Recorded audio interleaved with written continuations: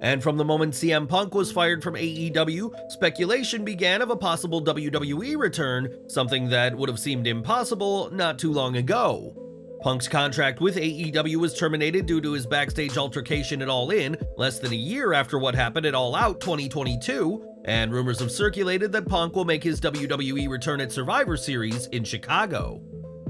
During this week's Smackdown, WWE were hyping up tonight's Fastlane Premium Live event, but it was a comment from Corey Graves that grabbed everyone's attention.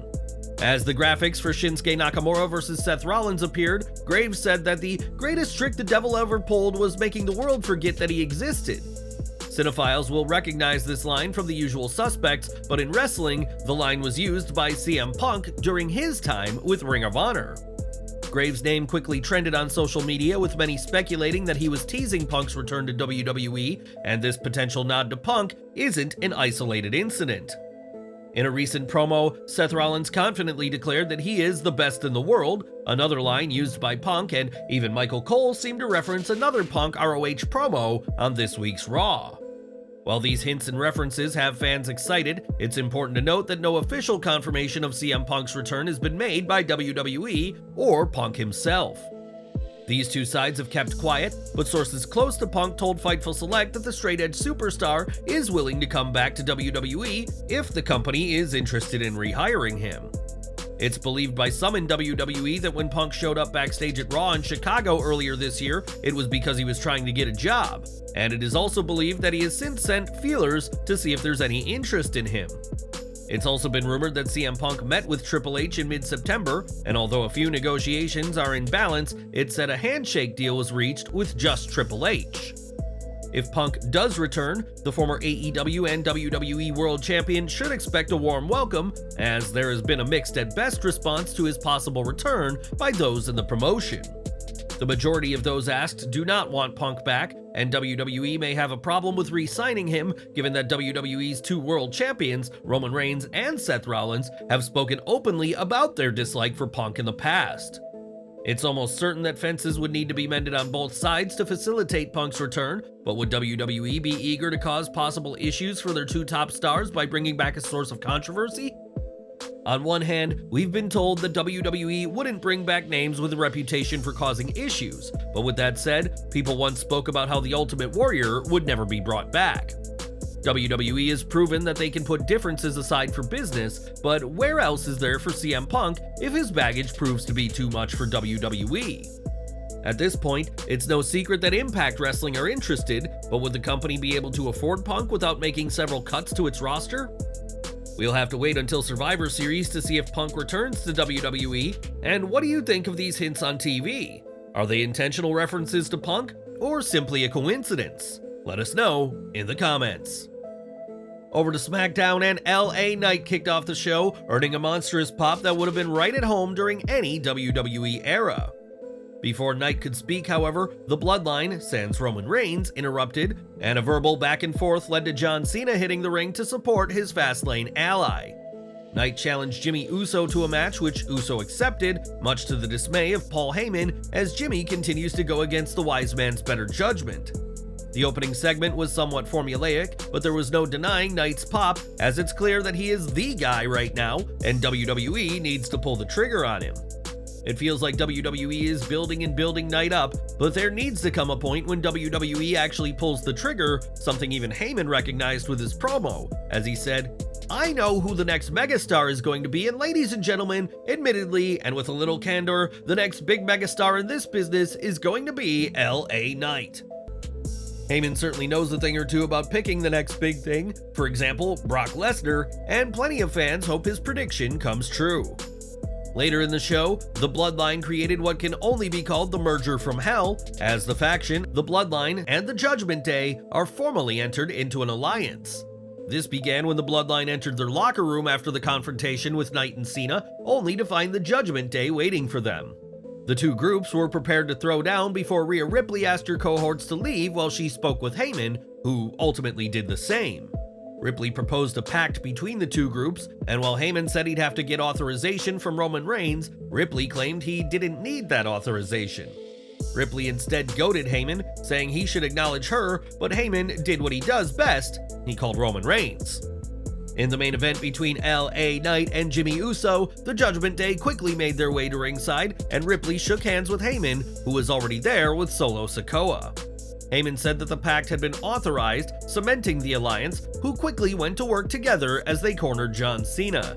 Cena and LA Knight were outnumbered, but had some backup arrive in the form of Jey Uso and Cody Rhodes, and a brawl quickly ensued. Interestingly though, Heyman attempted to guide only Solo Sikoa away from the brawl, furthering the story of tensions with Heyman and Jimmy Uso. When Cena was alone in the ring, Sikoa headed back, seemingly unauthorized, and after holding his own with John Cena, was dumped out of the ring shortly after. A star-studded end to Smackdown that helped boost interest in Fastlane. We also wonder if this was a preview of Survivor Series and a War Games match. After Smackdown, fans got a tease of what said match would look like, as Cena, Knight, Cody, and Jay faced Jimmy, Sikoa, Dominic, and Balor in a match which saw the faces emerge triumphant. In an interesting spot, Jimmy Uso exited the ring in a cowardly manner, tagging in Dominic rather than face his twin brother, as it seems WWE is saving the Jimmy Jay showdown for a later date. Now, next week's SmackDown will be the season premiere of the Blue brand, and WWE is bringing in the big guns to make this a very special show. It's been confirmed that Roman Reigns will be making his return to WWE programming with next week's show, and we'll have to see what he makes of the Bloodline's actions in his absence. Roman Reigns won't be the only big name around next week, as Triple H is also being promoted for the show, and the game has a special announcement to make.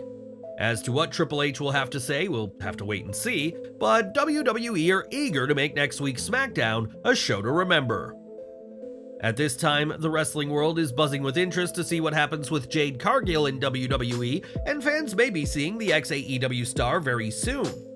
In an update from PW Insider, it is reported that fans could be seeing Cargill in a matter of hours at WWE Fastlane. As they report, as PWInsiderElite.com exclusively broke earlier this week, former AEW star Jade Cargill was expected to be in attendance at tomorrow's WWE Fastlane pay-per-view, as well as next week's Raw and SmackDown tapings. We can confirm Cargill, who has been training at the WWE Performance Center since signing with the company, has been spotted tonight in Indianapolis ahead of tomorrow's pay-per-view. We'll have to see what WWE does with Jade Cargill. It's very possible that her journey with the company will start at Fastlane. PW Insider also report that Cargill will be a fixture of the Raw roster when she debuts, with some fans thinking she could be thrown into a feud with Rhea Ripley, and we should hopefully have a clearer image of her future very soon. After weeks of enduring beatdowns at the hands of the Street Profits, US champion Rey Mysterio battled Bobby Lashley with revenge in mind, and in Lashley's first TV match since May. For a moment, it appeared Rey would have his revenge as things seemed finished after a 619, but instead, outside interference would prove costly for the Hall of Famer.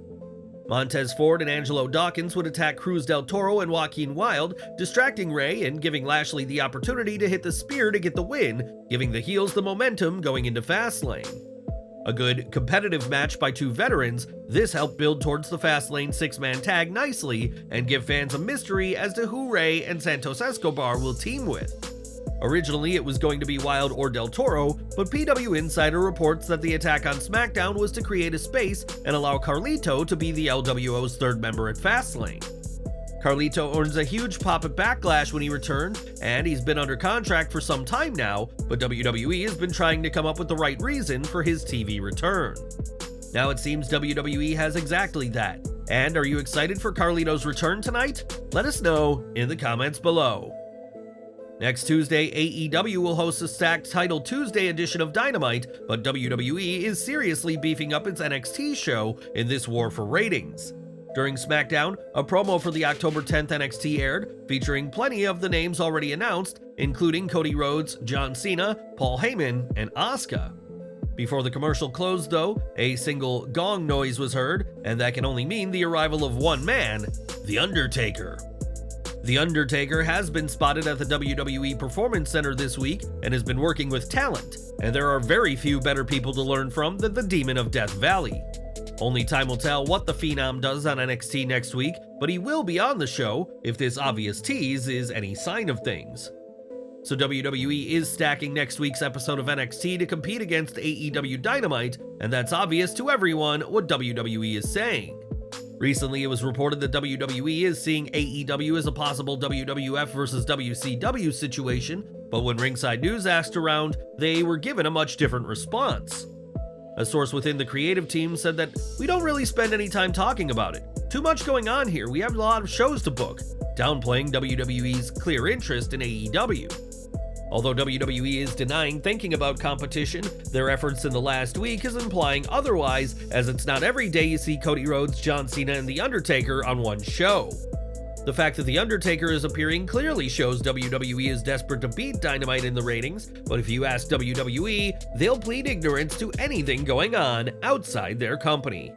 But what do you think? Is WWE really not paying attention to what AEW is doing, or does the booking of NXT prove that to be false? Sound off in the comments. As we mentioned earlier, LA Knight is proving to be one of WWE's most popular superstars right now, but the megastar has yet to capture championship gold since coming to the main roster. Recently, Knight has gotten involved in the Bloodline's business, including coming to the aid of John Cena, but despite what some have said, this isn't leading to a match with Roman Reigns just yet. When Ringside News asked around, they were told that despite previous reports, the plan for Survivor Series is not Roman Reigns versus LA Knight, despite the latter's popularity. This isn't the only expected match that won't be happening, as the Wrestling Observer newsletter reports that despite WWE teasing a showdown between Reigns and John Cena, this match won't happen at Crown Jewel. Paul Heyman recently referred to Cena as the second greatest of all time, an obvious nod to Reigns being the greatest according to Heyman, but this won't lead to a match at Crown Jewel. We'll have to see what WWE has in store for Knight, Reigns, and Cena in the weeks to come, but for now, WWE's next two major events won't be featuring matches that had previously been expected. After his in-ring return at WrestleMania 38, some fans have been eager to see Stone Cold Steve Austin wrestle again, but right now, there are no plans for the Rattlesnake to lace up his boots. A source in WWE told Ringside News that any report of Austin being considered for a match at WrestleMania 40 is fake news, so don't expect the Rattlesnake to stomp a mud hole in Philly.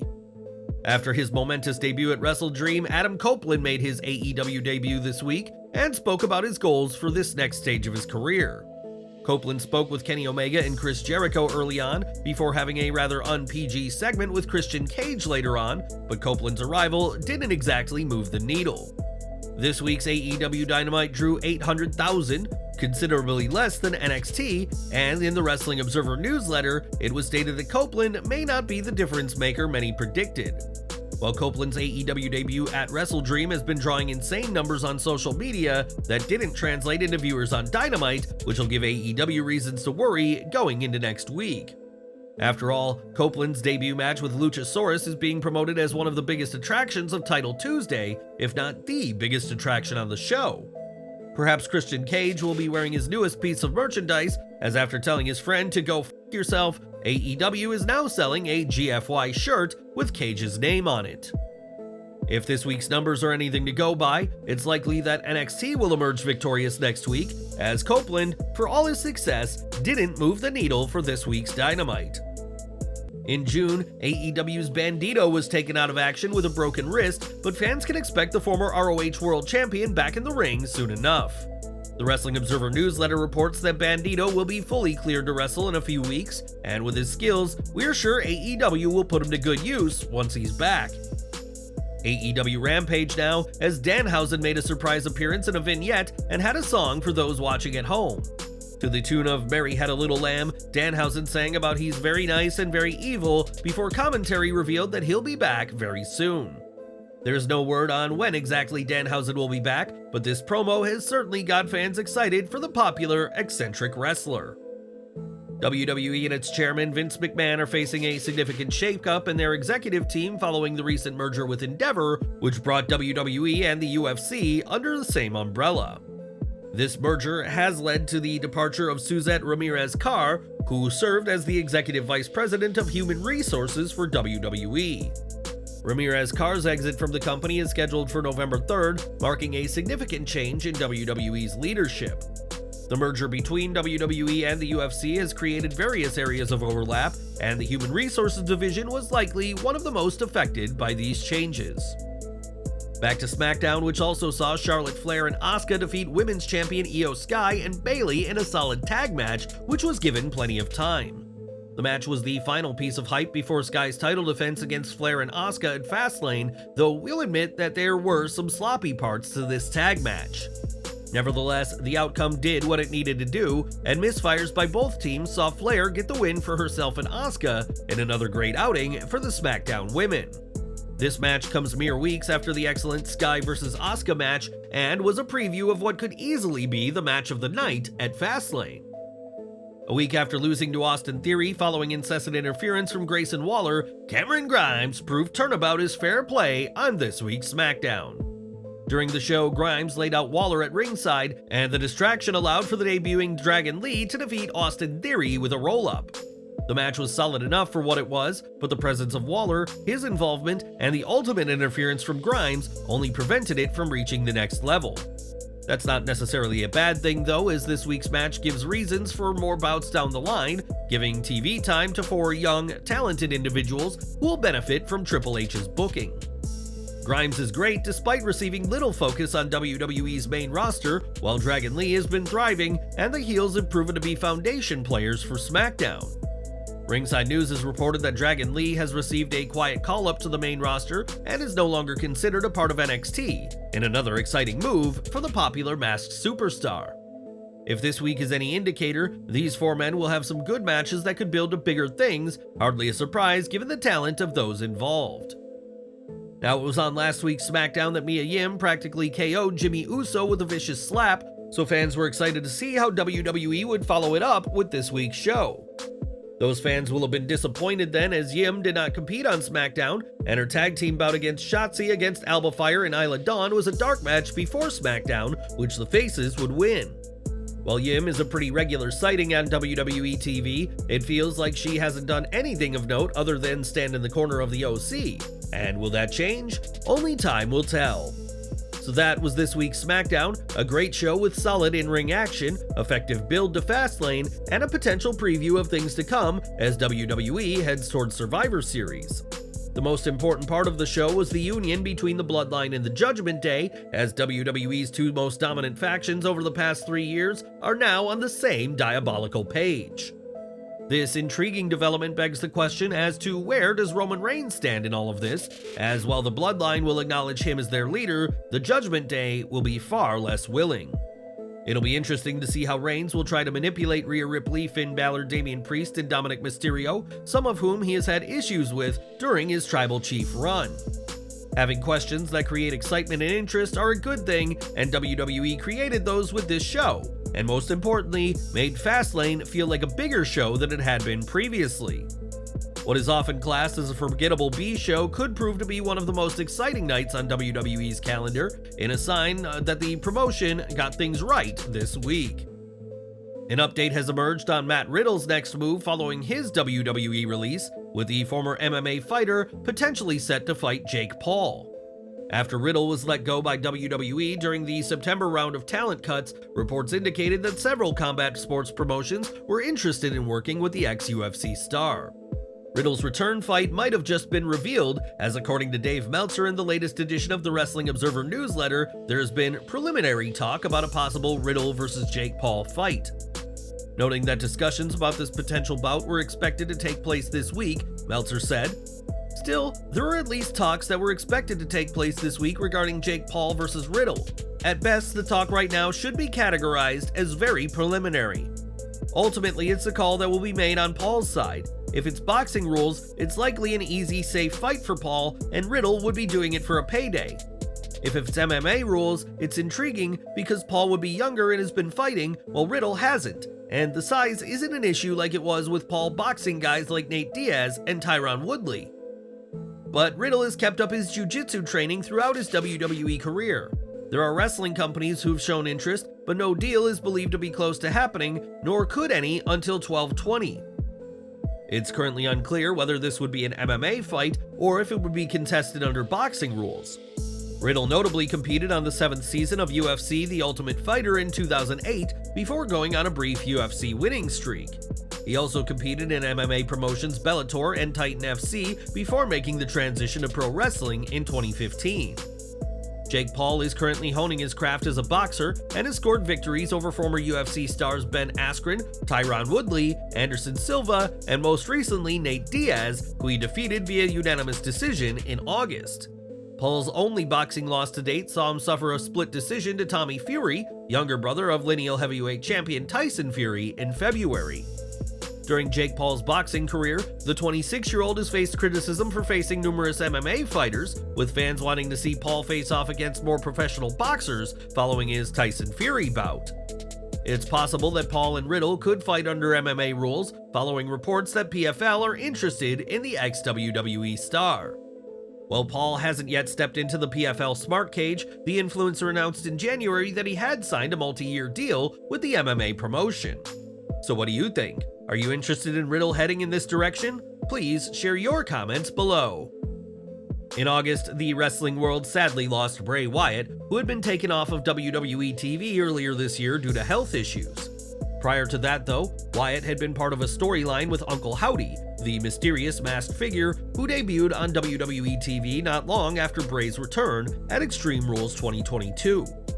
With Wyatt no longer with us, many assumed that the Howdy character was finished, but Ringside News reports that Triple H has not shut down hearing ideas that would bring Uncle Howdy back to TV. A source in creative said that Triple H is always open to ideas from the writers, and there are always ideas regarding different talents, and that I'm sure someone has pitched to bring Uncle Howdy back. The source added that Triple H is open to hearing ideas instead of dictating, in a much different way of managing things than Vince McMahon, but this is a new era where ideas are able to flow more freely. It should be made clear that the ideas to bring Howdy, played by Bo Dallas, back to TV are not coming from the top down, but is being pitched upwards to management, and we may not have seen the last of this character on TV.